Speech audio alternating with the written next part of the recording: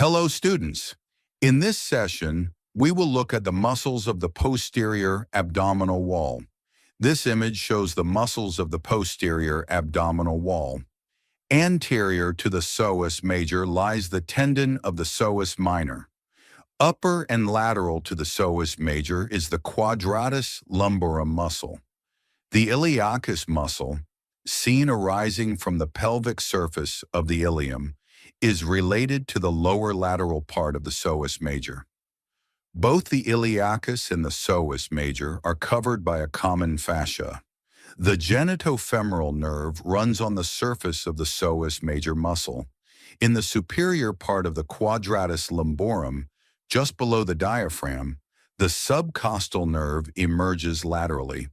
The iliohypogastric nerve appears between the upper part of the Quadratus Lumborum and the psoas major. The femoral nerve emerges lateral to the psoas major muscle. Medial to the lower part of the psoas major lie the obturator nerve and the lumbosacral trunk.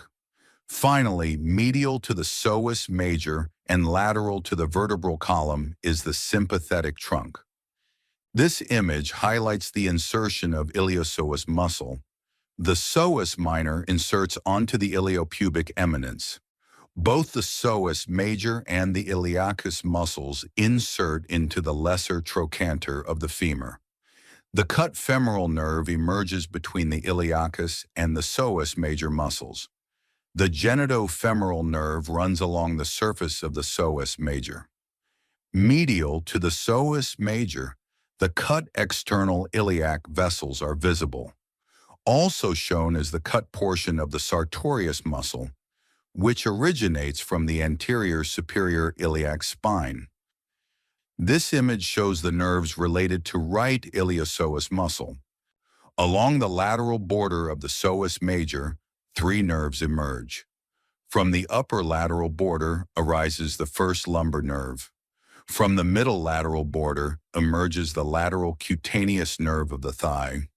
From the lower lateral border comes the femoral nerve.